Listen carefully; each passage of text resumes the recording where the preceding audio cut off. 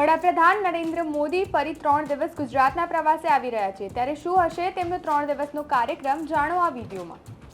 નમસ્કાર, હું છું નિધિ સોમપુરા અને આપ જોઈ રહ્યા છો નિર્ભય ન્યૂઝ।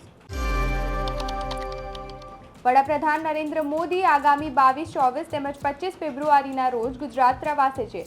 23 ફેબ્રુઆરીએ તેઓ પોતાના મત વિસ્તાર વારાણસી ખાતે જશે અને ત્યાં કાર્યક્રમ પતાવીને ફરી ગુજરાત આવવા રવાના થશે। આ 3 દિવસના પ્રવાસમાં તેઓ ઉત્તર ગુજરાત, દક્ષિણ ગુજરાત તેમજ સૌરાષ્ટ્રના પ્રવાસે હશે। પ્રથમ દિવસે તેઓ મહેસાણાના તરફ ગામે જશે, જ્યાં ભગવાન વાડીનાથ મહાદેવના નવનિર્મિત મંદિરના પ્રાણ પ્રતિષ્ઠા મહોત્સવમાં હાજરી આપશે।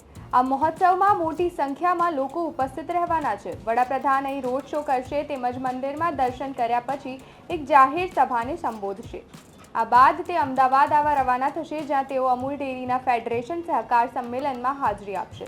ત્યારબાદ તેઓ દક્ષિણ ગુજરાતમાં અનેક વિકાસ કાર્યોનું લોકાર્પણ કરશે। 24 ફેબ્રુઆરીએ વારાણસીથી પાછા આવ્યા બાદ તેઓ રાજકોટમાં ગુજરાતની પ્રથમ એમ્સ હોસ્પિટલનું લોકાર્પણ કરશે, તેમજ રાજકોટ બાદ તેઓ દેવભૂમિ દ્વારકામાં સિગ્નેચર બ્રિજનું ઉદ્ઘાટન કરશે। આ બ્રિજ દ્વારકા અને ઓખાને એકબીજા સાથે જોડશે।